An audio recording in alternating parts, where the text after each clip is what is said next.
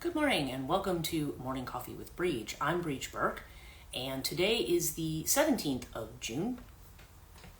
This is probably, I can see that the mists are kind of coming in outside, so I think we definitely have excessive heat warnings for starting Wednesday morning, I think. Good morning, Sam.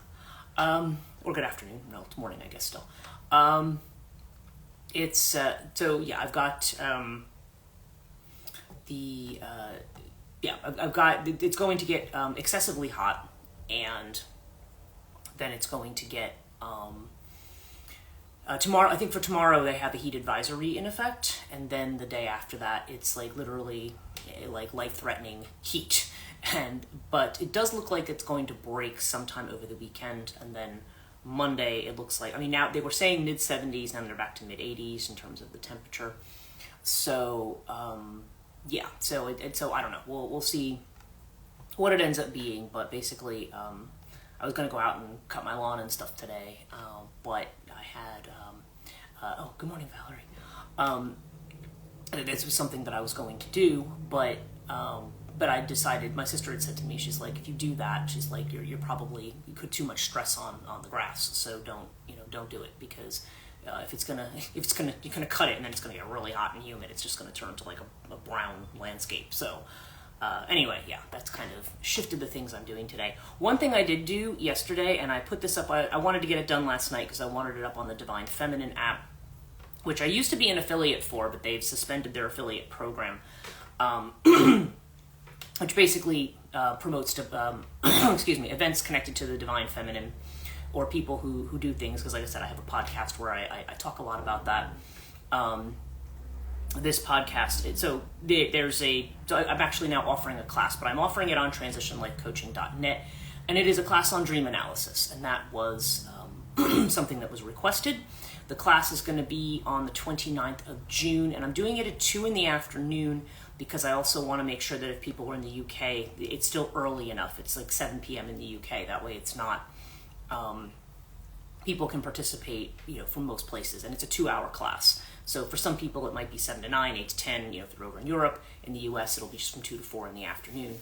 So, and it's a Saturday, so, some people do work Saturdays, but hopefully that'll be a good time for most people. And I'm trying to keep the cost low, so I've kept it at like $20 for the 2 hours, which is really, given the kind of material I usually cover. Depends on how many people join. I did tell people to bring a dream, if they have a dream that they want to, workshop or talk about in the second hour of that class, that I can do that. I've also brought some examples, because sometimes you have a class and nobody has anything to bring, so I always make sure I have a few examples to talk about. But the other possibility is that if a lot of people register, there could be too many to cover in an hour. So we'll have to figure out how that's going to work. But it's a 2-hour thing, and just to kind of give people some guideposts for using that, especially with regard to, I'm calling it dream analysis, the key to transitions. So how to kind of deal with transitions by interpreting your dream imagery, how you might use that, and how we kind of distinguish between different kinds of dreams. Ultimately, dream analysis is something that somebody has to do on, you're going to know the meaning of the dream, because there could be a universal or archetypal symbol that's connected to a dream, but that may or may not apply to you. Okay, you may or may not. You could have a dream that has something that we see as a traditionally archetypal symbol. I think the example I've given in the past is like if you dream about a car. Now, oftentimes we'll say, okay, car may have to do with the journey. There's an archetypes connected to journey and to movement, and so whatever's happening with the car, or who's in the car, like all that can make a difference. But on the other hand, sometimes if the car is like, say, the car you had when you were in college, maybe it's referring back to something from your college years or something, or university years, depending how you look at that. It's just, so, there's different possibilities. There's personal interpretations of symbols, and then there's the more archetypal ones. So it's no way to just say like, oh, well, when you dream about this, it always means this. Although there are certain themes that do tend to present themselves and represent themselves within dreams. For instance, if you dream about a funeral, it could be about a wedding, and vice versa. That tends to be a thing. So anyway, it's that is a class that I'm offering, and I'm going to be putting the information here on Instagram, and I'm also going to be posting it elsewhere. It's going to be, it's on the Divine Feminine app. It came out this morning. I saw that it's up, and I'm going to be, probably people who emails I have, I'm going to email the promo out to people, because I know a number of people who are interested already. Right now, I'm not putting a limit on the class, because but we'll see how big it gets and how that ends up. It could also be very, very small. Who knows? But we'll see where that ends up. So, yeah. So I'm going to be doing that, and you'll be seeing the promotions for that coming up this week. I think I also mentioned yesterday that I am going to be starting my Azrael channeling. I'm going to start posting those on Friday. I kind of got summer solstice, full moon was kind of a good time to start to put these out. So that'll be coming later in the week. Okay, yeah, so this morning is rather interesting. Two rather interesting things this morning. The first is I was talking maybe a couple days ago about how I woke up feeling like this profound sadness that I knew was not really mine. And similarly today, I woke up feeling this like absolute sense of rage and frustration that I also was like, okay, I don't think this is mine, because I don't, while I have things that are going on that are, we all have things going on that are kind of annoying, right?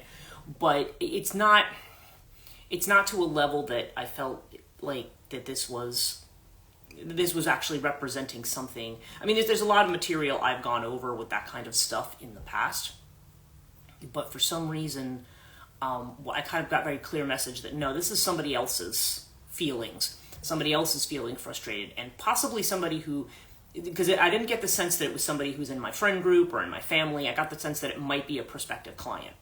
So, because I think I've talked about how that can happen. You have somebody who is, either they've made an appointment with you or they're thinking about making an appointment with you, and somehow that you start to feel whatever's going on with them energetically. So if somebody is feeling kind of very frustrated and at their wit's end, then I might be picking up. I feel like that's what I'm picking up on. So that leads a little bit to what I was. Of course, I always, do my morning grounding and stuff and say, okay, what do I want to talk about today on the live stream? And the topic really seemed to have to do with separation and projection and separation. I've talked about projections already. I think I already did a section on that, so I don't want to rehash the whole thing on projection. But the idea of separation has to do with, we've talked about we're kind of in this unified field. We're kind of all in this together, and the things that we do affect other people. We all, we're kind of almost in this network where something that happens over here can ripple over and touch you over here. But the other thing is that in terms of your own identity and your own consciousness and your own sense of balance, you sometimes have to separate your own feelings from other people's. Because sometimes when I've seen the burden card come up a lot in this deck, and when the burden card comes up, it often has to do with the way in which we carry other people's stuff. And sometimes that's not in an obvious way. It's not like a situation where you're at work, for example, and a person at work says to you, you have one person who doesn't do anything, and everybody else, because they're annoyed and just want to move forward, ends up picking up their piece of the job. And of course, if you ever worked in government or civil service, and maybe other places too, you realize that eventually the more that you do that just to kind of get things moving and get things done, people will go, oh, great, you're the person who knows how to get things moving. So now this is all your responsibility. No more money, of course. It's all your responsibility. That person's still getting paid the same thing, but now you're responsible for it. So yeah, there's always this sense of, ooh, you want to be really careful about doing that. So it's, you want to be careful about taking on stuff that's not yours. When I first started my working, my first job was when I was 15, actually, so it was a really long time ago. It was literally like 2 weeks before my 16th birthday that I started working. And in the US, you can start work usually around 16. If you have working papers and if your parents sign off on it, you can start work earlier. But again, because it was so close to my 16th birthday, they let me start. And I was always a person who was interested in learning everything, and I wanted to do every aspect of the job, and I liked doing all the aspects of the job. But again, the problem was then I would work with other people who just didn't really want to do anything. And so then it became all my things. And so when things didn't get done, it became my fault. It became, well, why didn't you do this? I'm like, well, why are other people not doing it? Why am I the only person doing it? But nothing ever seems, it's just like, oh, well, they're just like that. You really should be the one. You should be the responsible one, and the other people, they're just not like that. And that happens a lot. Managers do that a lot because they seem to feel, it's really just it's a very passive form of management. It's they don't want to start conflicts. They're picking their battles with people, but that can be just as toxic as confronting people. You know what I mean? I know nobody wants to confront people when there's a problem, but sometimes when it's really messing things up and screwing with morale, you really have to do that kind of a thing. I've had to do it in the past. I have people who absolutely hate me because I've had to fire them because I'm like, listen, you're just literally here to make everybody's life miserable and blame everybody else for the job you're not doing. So adios, amigo. I've had to do that, and oh god, I've had the vitriol that's been shot my way. But that's what a manager's supposed to do. And of course I don't work in that whole milieu anymore. But that was what you deal with stuff like that. But the idea here of separation, it's maybe a little bit more, I don't know, the word insidious is what's coming into my mind, but I don't know that it's necessarily something, intentional, because insidious implies that somebody's intentionally trying to move in and sabotage something. I don't really think that's what it is. Projections can be part of that. If somebody is feeling something very strongly and they project it onto you, they may look at it and say, you know what the problem is? You. But the problem isn't you. The problem is that they're not, even if you possibly did something, they're not owning whatever's going on inside themselves that is making them feel that way about you. Because if you look everywhere and it just seems like everything everybody's doing is triggering, then you kind of have to say, all right, what's going on in the psyche here that is triggering all of this? Even if you have a legitimate reason to be frustrated or annoyed with people, you do kind of have to look at what that is. And that's where the separation factor comes in. Because the question is, how do you separate your emotions from somebody else's? How do you set an appropriate boundary without losing your vulnerability? Because, good morning, Sudha. Because if you are, what we tend to do when we are in situations where we are, especially if you're somebody who's very intuitive or very sensitive, if you have a lot of water energy in your chart, for instance, you might be somebody who goes out into the world and you may pick up on a lot of people's stuff. So if you walk into a sense where people are very tense or very frustrated or keeping a lot of things bottled up, it may trigger whatever conflicts are going on in yourself. Because we all, to be human is to have those conflicts. There's nobody, as we were talking about the other day, it's very rare to find somebody who is just completely in their center and at peace. Most of us have stuff going on. So then you start to pick up on the people around you. And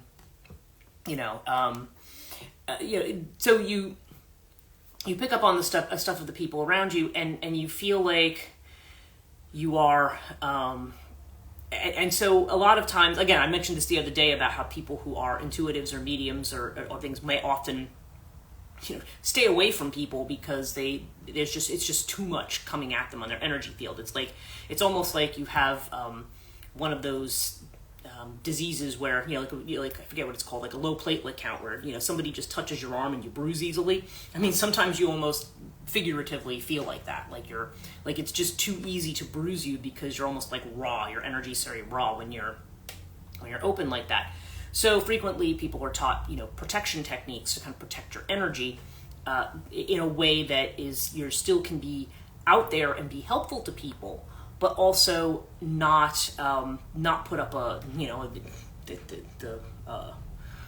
the barbed wire fence around yourself, because that's another reaction that a lot of people have. They get so frustrated with people around them that they go, that's it, I'm done with people, I'm out. And we all have those moments. I've had quite a few of those moments recently. I don't know, it just seems to be one of the things that just seems to be like burning.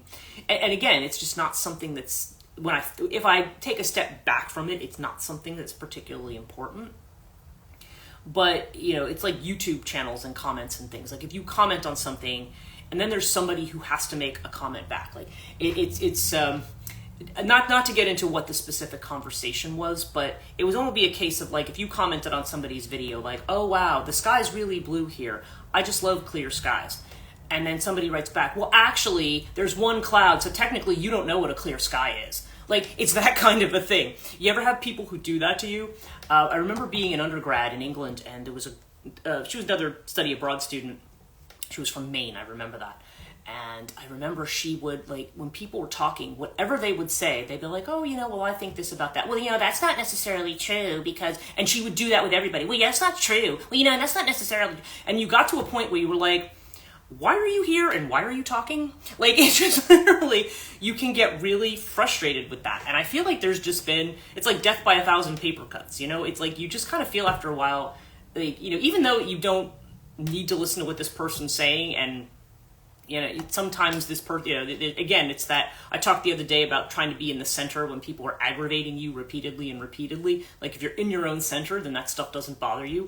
But sometimes when you're under a lot of pressure from other places, there used to be a graphic that somebody had hung out, one of our bosses had hung outside our office, and it showed this really scary looking woman with her coffee cup saying, this morning I woke up with one nerve left and now you're getting on it.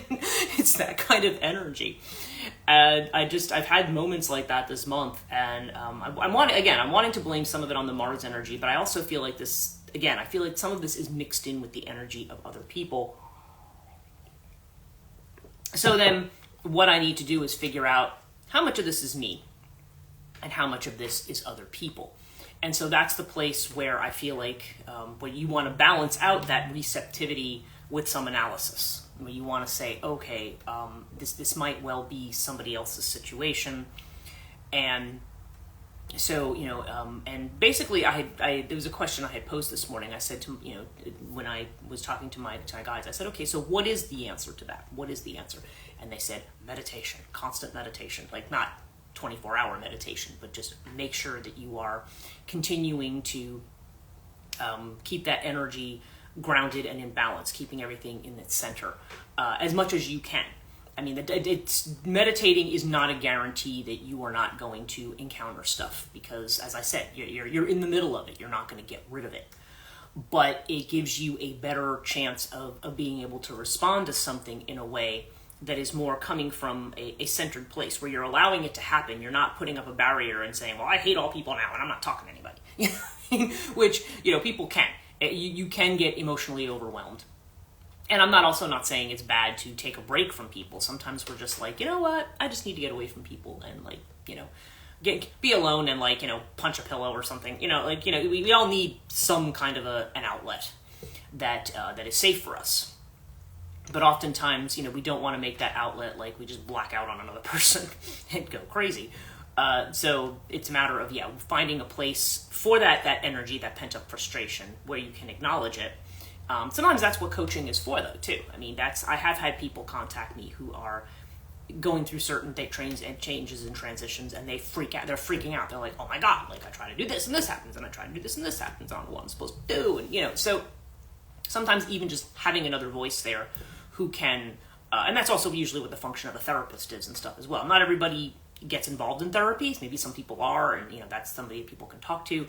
But the idea is that you have somebody who you can sound off, and that person can give you another perspective on it, because sometimes when you're caught in the middle of these projections, it's very, very difficult to see your way through. It's the old "am I crazy?" You've heard the expression. Is this me, or is I think there's the whole AITA thing that you'll see too. Because it almost sometimes feels like a form of gaslighting, but it's really not gaslighting. I don't think. I mean, it may not be intentional gaslighting. Let's put it that way. I think it's just that people, when people are not aware of their own stuff that's going on, it's very easy to blame other people. But also there's times when maybe, you're going along minding your business, and somehow, you're feeling, if you are very empathetic, you will feel the things coming in from other people. So, so that's when you kind of have to take a time out, take that step back. And that's why I think they're saying meditation is the best way, because meditation is about stepping back, watching the mind, seeing what's going on, and trying to respond from that point of view. rather than that, again, there's a lot of knight energy I've talked about this month, where the Knight of Swords, Knight of Wands, where we just kind of have an immediate impulsive reaction to something. You did this once, so I'm going to do right back. It's kind of like, and I've done the readings for Aries through Virgo for this week, which I have them all. They're actually all preloaded, so I'm going to put those all live this morning. But almost universally in the readings, it's telling people, number one, it's telling people don't look back. Number two, it's telling people be careful, step back and think before you act on things. So I think that maybe is the energy that I'm getting here about separation. Separate your own feelings from those of somebody else. And sometimes, and that's the thing though about like what I'm talking about, is like sometimes you don't know whose feelings you're picking up. You don't know if it's a family member, you don't know if it's a friend, you don't know, as I said, I don't know if it's a prospective client, but I'm picking up energies. And eventually at some point I think you find out who it is. But in the meantime, it can be a very, it can be very disconcerting. And I know I've worked with other intuitive workers who have been that way with me. They're just kind of like, I'm feeling this way today. And I mean, sometimes it's physical symptoms. I've talked about that, how you can feel someone's physical symptoms if they're not feeling well. But also sometimes people's emotional states. And if someone's in a very frenetic emotional state, it's, especially if somebody's a physical medium, it's very, very hard. It's just like, you're just kind of like, okay, we need to practice those techniques to kind of keep, to allow that person to get what they need, perhaps from me, without me taking on all of that stuff. So there's a balance that always needs to be struck there. I'm going to work on our reading. I might do a couple of readings this morning. Let's see. So let's just see whether it's on this subject or something else. Like what do our viewers need to know today?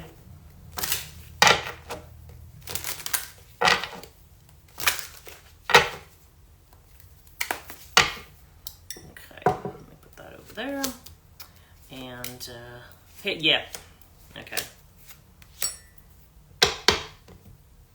So this is interesting. So the cards I have, the first card I have is the Existence card. This is the Magician, actually, in this deck. And it shows a woman sitting on what's really, probably supposed to be something like a lotus flower, even though you don't really see the lotus petals here, and just looking at the stars.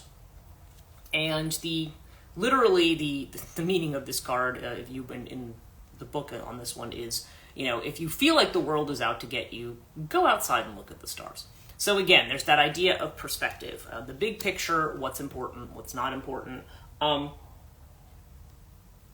having said that, I also want to be careful though, because sometimes we can minimize other people's problems and burdens by trying to take a big picture approach. So that is something I want to be cautious about, because, and I know I've told this story before, so I apologize for repeating it, but it's the story of my friend's dad used to tell, who would be like, it's about the angel going through the field, like, I want my burden's too heavy, I want to put it down. And the angel says, okay, you can pick any one of these other burdens.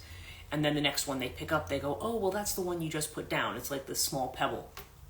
And my friend's mother used to turn to the father and say, stop minimizing my burden. So there's this idea of, well, somebody else always has it worse. Like, you hear that, right? And even if that in fact is true, there's certain circumstances that we don't live in, and we should be grateful that we don't. And yes, there's the whole gratitude practice, being grateful for what you have. At the same time, when you're frustrated with something, for people to just tell you like, you know what, it's not a big deal, and other problems are bigger, that can also then start to make you feel ashamed of your own feelings. Like, I'm a bad person. I'm too sensitive. I can't, And it's like, no, you may have a sensitivity, and to constantly minimize that sensitivity can make you feel like you are, like you have to shut your emotions down because you're somehow emotionally defective or something, or too sensitive or something. And then people will, you're too sensitive. And yeah, I understand, you don't, especially if you have somebody who is worried that every little thing you do is like, oh my God, does that mean you don't like me? When you and that's actually a trauma response, actually, from some people. There are people who who are trauma survivors who may respond that way. And that's something else you have to think about, is that, everybody's carrying their own burden.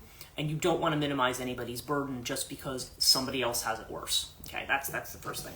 Our inner feeling, of which we're unaware here, is the slowing down card. This is the Knight of Pentacles. Yeah. And this has come up recently. And that's a little bit also what I'm talking about here. You're slowing down.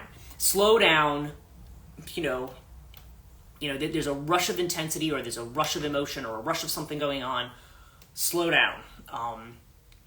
Don't allow yourself to be kind of spun around in it. Like, just, whoa, oh, this is coming my way. I'm just going to step over here for a minute, and I'm going to, take a time out. I'm going to slow down. I'm going to think, I'm not going to react immediately to something, right? And the external feeling of which we are aware is the Courage card. Okay, once again, when you have a difficulty here, managing to flourish in spite of difficulties, right? Or in spite of an environment that seems either hostile or unlikely for growth. So yeah, there's a persistence there that comes in with the Courage card. So in other words, it's saying, have the courage to be who you are. Again, remember what I was saying about in these readings, don't look back. Because sometimes that's what we do. We start to second guess ourselves, and we start going, oh, I don't know, maybe I didn't do this right. Maybe I should, just slow down. I mean, also the slowing down card is a pentacle card, or a rainbows card in this particular deck. And that would mean grounding yourself. Okay, this means connecting to earth, grounding yourself, just saying, whoa, take a deep breath and see where you're at. And you have to acknowledge what your emotions are. You don't want to, suppress them, because when you suppress them, now you have a different problem. And a lot of times that's what we end up doing in certain situations. So we have the schizophrenia card here, okay, which is the Two of Swords. And they're using schizophrenia in a very loose sense here. But there's the idea of the person who's hanging between these two opposites, like they're going to drop. And the thing is, they say, well, you have to let go at once. Now, this is the Two of Swords energy. This is where we're at an impasse, where we don't necessarily want to move ahead because, we might be in a place of peace, so to speak, because sometimes this is called the card of peace. And it's not really that you're at peace. It's just that, well, nothing bad's happening at the moment, But it's a card of indecision. It's almost like, okay, I need to take a risk and move ahead, but I'm afraid I'm going to disturb this kind of precarious balance that I feel that I have right now. And so this may be about needing to drop into that space, like dropping. It's like you have to let go of both the head and the heart at the same time, and just kind of take a leap into what's there. And not because at some point that decision has to be made. If you don't move, then the result is going to be stagnation, alienation, and stagnation is what happens. Normally, well, I don't want to say normally. In the Rider-Waite-Smith deck, this card shows a woman who's blindfolded, and she's got her arms across the chest with two swords, and she's got her back to this island that's behind her.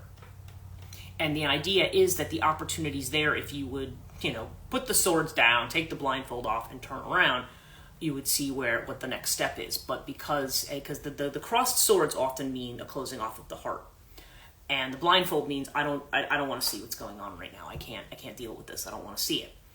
And again, we may have points where that's how we're going to get our peace. I can't be in the middle of this right now because I can't react properly. But we can't stay there. Okay, it's just saying, take the time out to see what the opportunities are. And our outcome here is the King of Swords. Okay, this is the control card. Now, interestingly, when I see this, normally this indicates, look, you're trying to over-control a situation, drop your control. But I almost feel here like there's two meanings to this here. It's kind of what I'm feeling. And the first is that when we talk about control, you're talking about, so in one hand, yes, there's certain things. We can't control other people. We can't control other people's responses. And we should not be frustrated because they're not doing the thing that we want them to do. People are going to do what they're going to do. Just like people can't control us, right? But I feel like there's also another side to this card as the King of Swords. And that's about decisiveness. So this is about impasse. This is about decisiveness. Now, the inflection in this deck is one of, surrendering to the universe, yielding control, not trying to so hard to control everything. And yes, there is an element of that. Again, there's a balancing act here. There's one of the things, as I was talking about the idea of weaving things together, that being kind of the original meaning of Tantra, is the idea that you're weaving disparate things together. So in a sense, it's almost like you're doing two opposite things at the same time. So you're yielding control, and yet you're also controlling things. So I know that sounds odd, but it's the idea that you want to take control by having that, because sword energy, or cloud energy in this one, is the energy of emotional detachment. There are times when, if we feel like we're drowning in the water of our emotions, or somebody else's, or just a situation that we're in, then it's like we need to take an action to separate ourselves from that situation somehow. We need to find the island that we're going to get onto, or we need to get to dry land somehow, which is our grounding. We need to somehow not allow ourselves to be treading water for too long, or being submerged. I know I'm taking this metaphor really far here, but there's the idea of that mental discrimination that comes from the King of Swords, because the upshot of that card is that you see something clearly and you make a clear decision. Okay, so I think it's saying that's the thing. It's kind of like needing to step back from a situation, needing to ground out, and then figure out what the, make a decision about what to do. And I feel like that may be more the sense of this card today, rather than just saying yield control. Because to a certain extent, yeah, there's certain things that you're going to yield to and certain things that you're going to take action on. There's the old change the things you can, accept the things that you can't kind of an energy here. So it's really about doing two things at once, and also not doubting your ability to be able to do that. So I have cartouche in front of me, so let's do a cartouche reading as well. Let's just see what else comes up in cartouche today on this matter. And again, this is for viewers and viewers now and later, not for me personally. Oops. Actually, that jumped, so I think that's what wants to come out. Okay.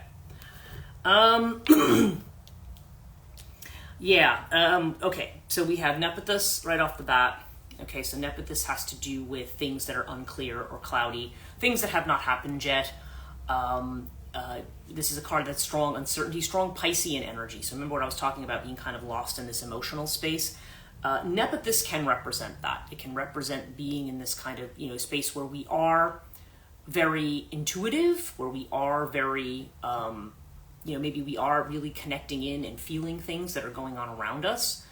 But also that can also be cloudy too, because then again, we're unclear about what the boundaries are, and we may be unclear about what's real and what's not real in this kind of a space as well. And the point of interest here is Hathor, okay? So again, strong feminine energy here. Hathor sometimes has to do with astrological influences, so maybe that comes into play. But Hathor here is really just kind of about this is really about feeling at home, getting yourself organized. There's strong Virgo energy attached to this card, so it's kind of like putting the work in to tie up the loose ends and get things sorted out. There's also a very strong domestic bent to this card, so it has like a fourth house Cancerian kind of a feel, although this really functions to me more like Earth. It's more like the Empress. It functions more like Taurus or Virgo in my mind, because it's this idea, again, of grounding, of connecting to things, of trying to make your space comfortable, establish security for yourself. Because sometimes if we're feeling insecure, this gets so much worse. Because then, because if we don't know who we are, then it's harder to distinguish what other people are doing, right? And our factor here is Horus. So again, Horus, this is Leo energy. We've got the Courage card and the other one, very similar energy here. Horus is this heroic energy that says you can overcome obstacles, okay?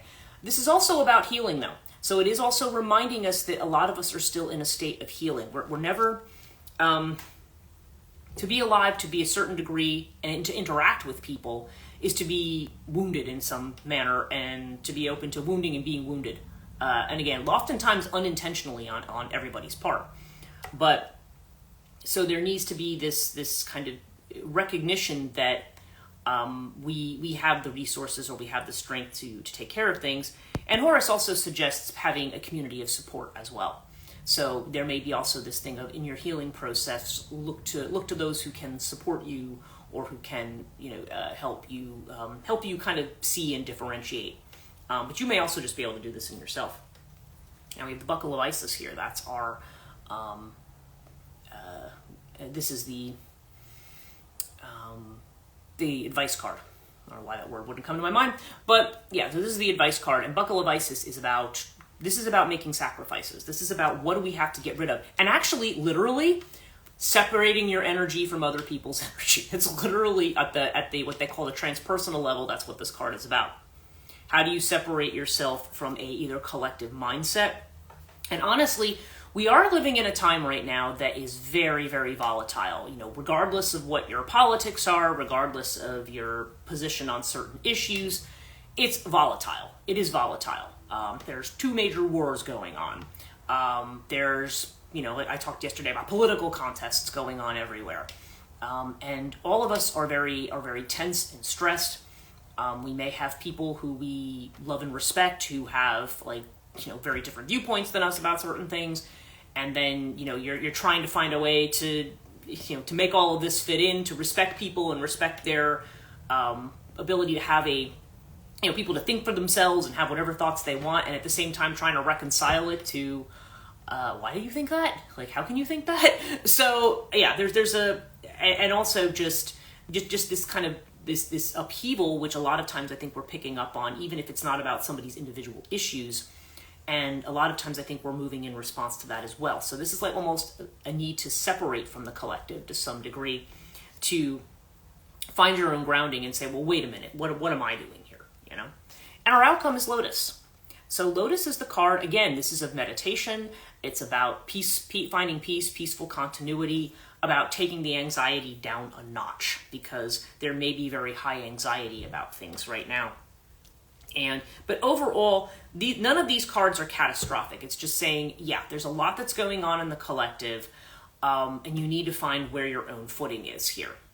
And that may mean taking a break to some degree, but it's also that we want to we want to look to those who are supporting us, and we want to do what we need to do to establish our own security. And part of that, I think, is not so much about withdrawing and saying, well, that's it, I'm going to take my ball and go home. It may be more about processing your own emotions, either through talking to somebody and getting it out, or in some other way. Sometimes people do it creatively. Horus can also be about doing things creative. Some people write, some people paint, some people make music, some people have other ways, and there are other creative ways to get things out. I think I've talked about this before, is that sometimes the way in which I deal with frustration is to turn it into something that's funny, because I think that's why a lot of times we turn to comedy when we're stressed, because we want to be able to laugh about it, because we say, well, I want to laugh about it because otherwise I'm going to cry about it, right? We had I created a flow chart the other day because my sister and I are incredibly frustrated with our mom because she has this pattern of things where she will call up repeatedly and be upset about something. And the thing she's upset about is usually legitimate. For example, she has a next door neighbor. The house hasn't been painted since 2001. It was my grandmother's house. It got sold to this person. And when I found out my parents sold it to this person, I was like, why did you sell it to this guy? He's known every house he buys, he trashes. And he's trashed my grandmother's house, and it's right next to my mother's house. The property line was right there. And so she can't put a fence up or anything. It's right in her face. And she's sick of looking at it. And I don't blame her. I would have gotten sick of it a long time ago. And so my sister says, right, well, we're going to go down to the township and we're going to complain. Now, it's hard to complain because this person happens to be I'm related to somebody on the zoning board. So of course whenever they hear his name, they're like, oh, well, we're not gonna go after him because it's all political nepotistic stuff. But I said, well, there's other things you can do. You can find a way to bypass that. You have other avenues. It's not convenient, but you can do it because it could affect the value of our house when she passes away, and we have to sell it. Things like that. So my sister says that, but then like, oh, well, the person renting it right now. I don't know, I think they're out of a job right now. What if they get evicted? Like, I don't know, I can't say anything. And so then when it comes to the day comes that they need to go actually report this, it's like, well, demurring is what I call it. You go from whinging to demurring. And then she moves from demurring to, so if my sister says, okay, fine, we're not going to do anything about it, then it's like repeat, lather, rinse, repeat, go back to whinging again about it, but not wanting to do anything about it. If my sister says, well, it's just too bad, we're going to go and we're going to do it anyway, because you need to have this solved, then it becomes, she'll like call the neighbor and say, oh, yeah, well, I just want you to know we have to report the condition of the house, but it's because my daughter's making me. So now it's like throwing somebody else under the bus because you don't want to be responsible for that decision. And then when my sister finds out and says, why did you throw me under the bus? Then there's the gaslighting. Then there's the, oh, well, I didn't say that. How dare you accuse me of saying that? It's like, well, you told me you said that. I didn't tell you I said that. And then, so you go in circles. So you're the bad guy for trying to do the thing to solve the problem. And she does this to both of us. And so it frustrates the living you-know-what. And I mean, I don't know if this is just because she's older. I don't know. I can actually go into the whole psychology of why it's probably the case. But anyway, I had to finally create a flow chart because it was just like, yeah, this is how this tends to work. Because then when you look at it that way, it's actually something funny. It's not something that's going to change.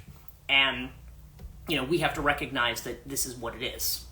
But anyway, that's just an example. And I think my sister deals with far more of that frustration than I do because I've separated myself from that situation a long time ago. I'm like, she's going to do what she's going to do.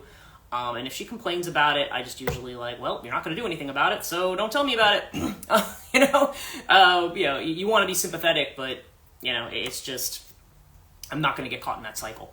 So, and there's the idea of separation too. So anyway, I don't need to go on about that kind of stuff, but I feel like it is an example. I don't think I'm the only person who deals with this kind of stuff in families, so it's just kind of funny that way.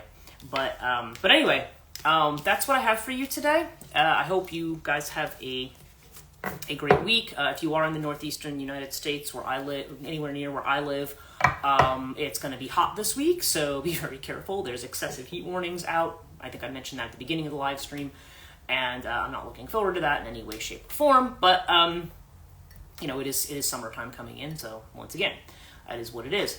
I did mention at the beginning, too, if you join late, I do have my dream analysis class. I've just published it to my website. I've published it to the Divine Feminine app, and I'm going to actually be promoting it here on Instagram with a link for registration. It is a very inexpensive class. It's only $20, so if getting into dream symbolism is something that you want to do, it's going to be on Saturday the 29th at 2 in the afternoon, Eastern Standard Time. So if people who are overseas, it's going to be, if it's like a 5-6 hour time difference, it'll be like, maybe 7 in the evening or around there. So if it interests you, that will be being put up really soon. So anyway, thank you guys so much for joining me. Appreciate that you are here. And again, I hope you all have a really great day and that this was helpful to you. And I will be here tomorrow morning. So take care.